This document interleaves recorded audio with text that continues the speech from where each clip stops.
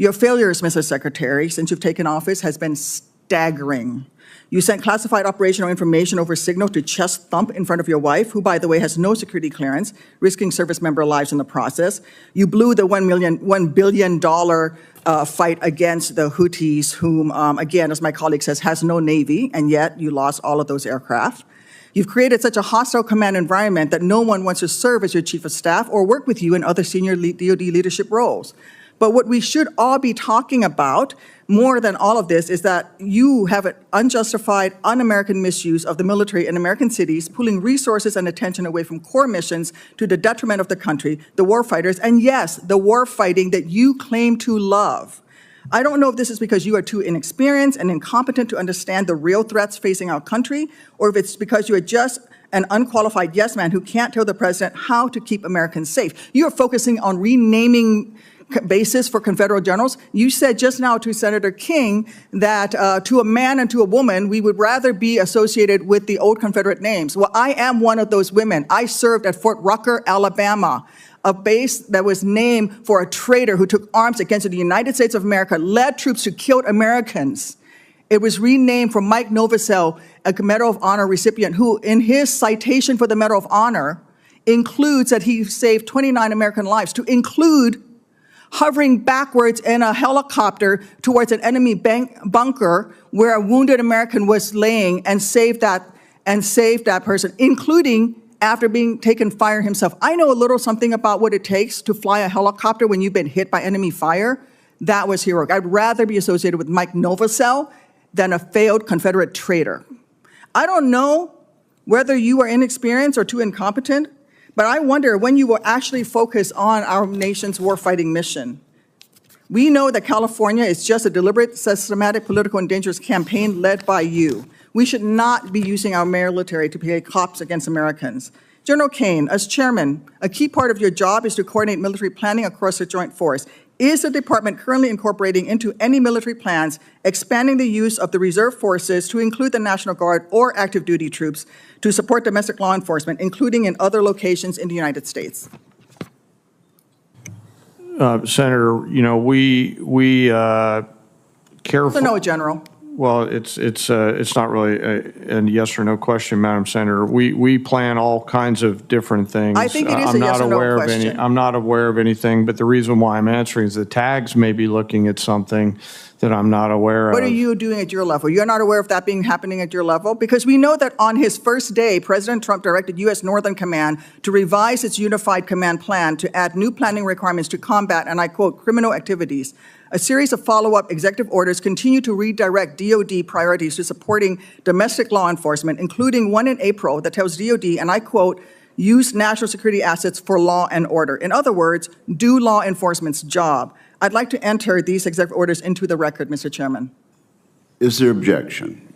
Without objection, so ordered. Secretary Hegseth, you say you are focused on warfighting and warriors. These are your words. Yet you are diverting untold DoD resources and attention to fundamentally non-military mission of domestic policing. Across the country, we have qualified police officers who are trained for that mission. They know those streets better than the Marines you deploy to Los Angeles, who normally focus on the Indo-Pacific.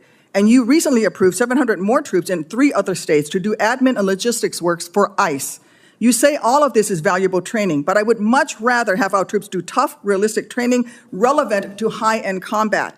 Instead of typing in spreadsheets for ICE, they should be conducting live fire maneuver exercises. Instead of patrolling American neighborhoods and standing in front of federal buildings, they should be rehearsing call for fire missions. We have local police who can stand in front of those federal buildings. And the list of distractions goes on.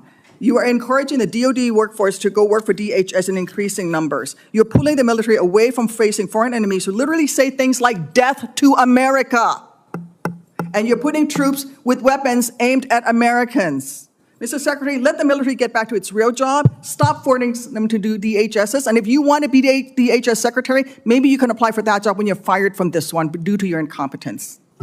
What Senator Tammy Duckworth did in this exchange wasn't just a takedown. It was a masterclass in what accountability should look like when leaders fail the people they're supposed to serve. Duckworth isn't speaking as just another lawmaker tossing partisan attacks across the aisle. She's speaking as a combat veteran who sacrificed her own body for this country. That lived experience gives her words weight that cannot be dismissed. When she calls Pete Hegseth's failures staggering, it's not political theater. It's the sober judgment of someone who knows firsthand what happens when leaders make reckless choices. Let's really unpack what she's saying here, because this goes far beyond one heated hearing. Duckworth points to a billion-dollar mission against the Houthis that didn't accomplish its stated goals, didn't restore shipping security, and instead left us with destroyed aircraft, drones lost, and no strategic gain. That's not just a policy mistake.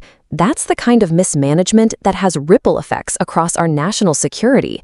Every failed mission drains morale, wastes resources, and signals to adversaries that America's leadership isn't serious or competent. In the world of defense, perception is as powerful as reality. If our enemies think our leaders are incompetent, they will act accordingly, and that makes us all less safe. She also highlights something even more disturbing: Hegseth's alleged habit of sharing classified operational details through unsecured apps, reportedly to brag to his wife. Now, let's pause on that. Classified information is classified for a reason, because mishandling it can put service members directly in harm's way. When leaders treat classified operations like party tricks or chest-thumping fodder, it's not only reckless, it sends a chilling message down the chain of command. If the Secretary of Defense doesn't respect security protocols, why should anyone else? That kind of arrogance is a national security risk in and of itself. And then Duckworth pivots to something bigger: how the military is being misused here at home for political gain. This isn't just about bad missions overseas. It's about deploying troops into American neighborhoods, diverting resources to ICE, and turning our armed forces into props for a political agenda. That's dangerous. The military exists to defend us against foreign threats, not to intimidate Americans in their own communities. Duckworth makes it crystal clear: when our troops are standing guard outside federal buildings or running administrative errands for immigration enforcement instead of training for high-end combat, we are undermining our own readiness. We are making ourselves weaker against the very enemies who wish us harm. And this isn't happening in a vacuum. Duckworth calls out Hegseth for focusing on Confederate base names, as though preserving monuments to traitors is more important than honoring true heroes. Think about that contrast. On one side, you have Confederate generals who literally fought against the United States. On the other, you have men like Mike Novosel, a Medal of Honor recipient who risked his life under enemy fire to save American soldiers. Duckworth's point is simple but devastating. Leaders who glorify traitors dishonor the sacrifices of real heroes. And by insisting that service members would rather cling to Confederate names, Hegseth reveals how deeply out of touch he is with the values the military should stand for. What Duckworth is doing here is drawing a line in the sand. She's asking, what do we want the military to be? A professional fighting force focused on protecting America, or a political tool bent to the will of whoever happens to hold the White House? Because when leaders like Hegseth squander resources, undermine morale, and politicize the military, it doesn't just hurt our readiness. It erodes the very principle of civilian oversight and constitutional duty that underpins our democracy. And here's why her words matter so much. Tammy Duckworth isn't theorizing from the sidelines. She knows what bad leadership costs. She's lived it. She's paid that price in blood. And that's what makes her voice so uniquely powerful in this moment. When she says Hegseth's failures are staggering, she's not talking about headlines or political optics. She's talking about decisions that put lives at risk, waste the sacrifices of those who serve, and leave this country less safe. This exchange is about accountability, but it's also about vision. Do we want a Secretary of Defense who is more concerned with pleasing the president and staging political stunts? Or do we demand someone who understands the gravity of the job, someone who puts the mission and the troops above everything else? Duckworth's fiery critique is a wake-up call to every American. Leadership matters. Incompetence at the top isn't just embarrassing, it's dangerous. So the real question isn't just whether Pete Hegseth failed in this moment. The question is whether we, as a nation, are going to keep tolerating this level of incompetence from those who hold our security in their hands. Duckworth is doing her job by shining a light on it. Now it's on us to pay attention, to share this message, and to demand better.